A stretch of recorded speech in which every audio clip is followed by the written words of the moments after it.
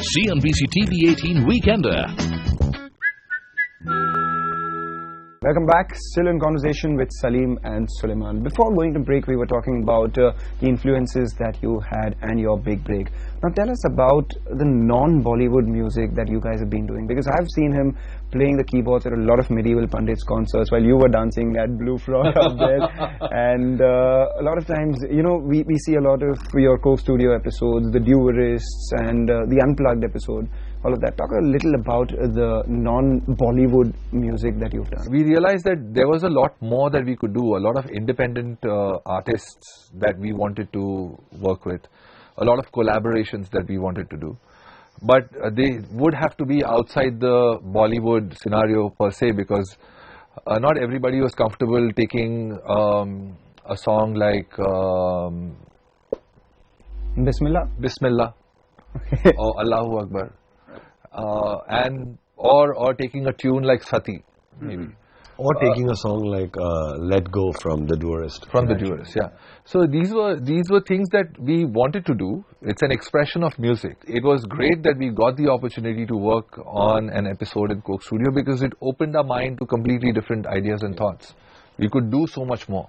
There was so much more expression. Roots even better, you know, like there were so many songs which had, like for instance, Bismillah has a very strong, you know, in folk resemblance. I love the Rudine Rangile. I mean, because we are from Gujarat, our roots are from Kutch. We wanted to do a song, something from Gujarat, you know. I love the melange of folk music and the electronic. Is that what you do? A lot of it, yeah. We actually both, all of us have. I'm not some kind of desi guy. not to say that. Sitting I'm and just like, trying to figure out what do you think? Your strength. I'm kidding. You're the soul guy. No, it's you know, it's I've always been very fascinated with electronica as well, and you know, we both have actually you know, pretty similar taste in music. So what are you all currently listening to? I'm listening to Dirty Loops. It's a really cool. Fantastic band, you know. They started off as a cover band, but they are like phenomenal. And I listen to everything. I listen to Coldplay. I've been listening to Justin Bieber's new record. My daughter's a big fan, and you know, and I actually turned into a fan as well. I kind of like it. It's produced by Skrillex, you know, which was really amazing. So I do listen to a lot of music which is pretty current, at the same time, you know, has some cool, interesting production things. And of course, the latest current favorites is always on the playlist. Yeah. My iTunes playlist is constantly updated with new stuff. Every single Friday there's a new song released, and I keep listening to it. It's all produced by Timbaland, and Timbaland is really one of the finest producers, you know. And among your contemporaries in India, who do you all love listening to?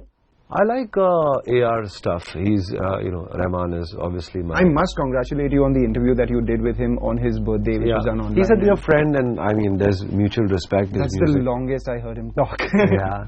I think there's a sense of comfort between us. Like, you know, he has a kind of like a very brotherly, respectful vibe for me, and the feeling is mutual. You know, I like the fact that he pushes the envelope when it comes to mainstream music or non-film music. I mean, some of his work which is really phenomenal in the recent times is the soundtrack of Muhammad, the film, you know, which is Majidi's film. Yeah.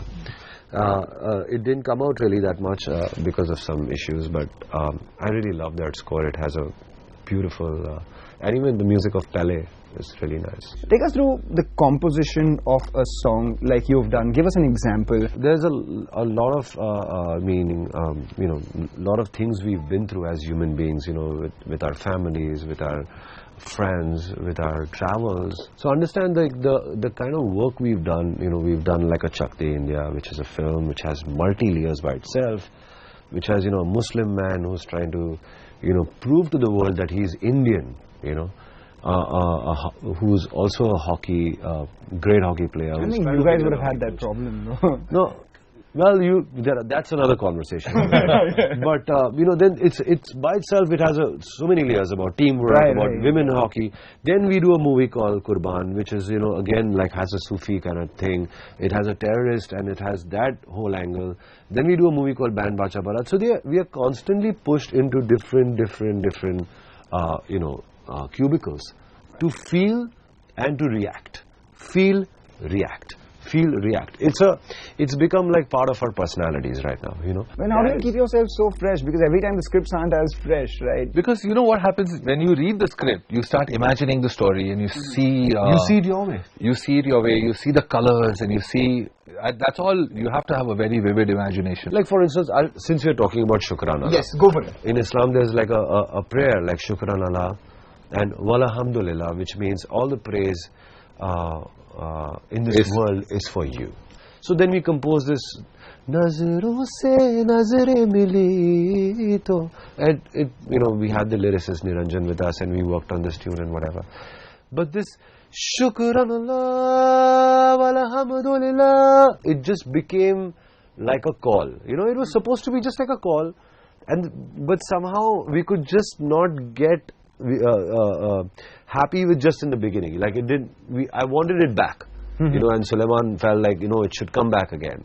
So when hum pe meherba do jahan shukran Allah, it comes back again every time. And somehow that song was not called Nazron se nazare mili, and it was called Shukran Allah. Similarly, when you see Hole Hole, the end of the dialogue of Hole, before Hole Hole, Shah Rukh says, Tani partner, ho jayega pyar. No, Tani partner, Hole Hole. Hole Hole ho jayega pyar.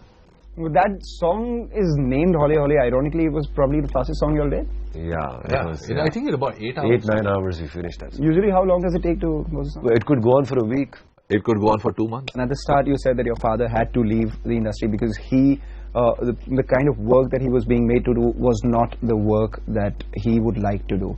Did you all ever face a situation like that? You know, we were very, very, very lucky, I would say, because we never went out looking to enter Bollywood.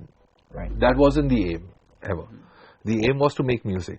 And to make good music. Yeah, and to excel and make good music. And we were just lucky because we were making music and we met Sanjay Gupta.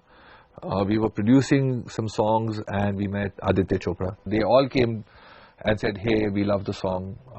Would you like to do another film? I remember one thing, and I think I must say this, that when we were working on Chak De India, there was a time where we gave up this film because the song, the title, the theme song, the title song, which is now the sports anthem of the country, when we heard the story, we composed the song, was completely rejected because it was too patriotic. It had that whole Maa Tujhe Salam vibe and whatever. I mean, unknowingly it had. The next other one which we did had too much of emotion. The third one was very frivolous. Fourth one, so we kept getting, the producer director just didn't like it. Right. Finally, I mean, to a point where I realized that now there's a hurdle. It's very difficult to cross this hurdle. This has come to a roadblock. And I was telling Sulaiman, I think we should leave this film. We've attempted the song 3 times, 4 times, 5 times, 6 times, 7 times. 7 times the song was rejected. We didn't have any solution. And beyond the point, we are humans and we are creating music. How much can you go on? Right. But the thing about, you know, never to stop, to go on and on and on and on was Chak De. That was a big lesson for our lives. So we learned how to embrace failure. And that, for us, was the biggest experience of our lives. And see how it's paid off. You know, today, whatever happens, whether India plays chess, cricket, football, hockey, whatever sport, right, this song always plays. That sets the tone for some good music on the other side of this break. Guys, hold on to your horses. There's more music coming. I keep saying that it's important to make a good song rather than a hit song. Shukran Allah, walhamdulillah. Shukran Allah, walhamdulillah. CNBC-TV18 Weekender.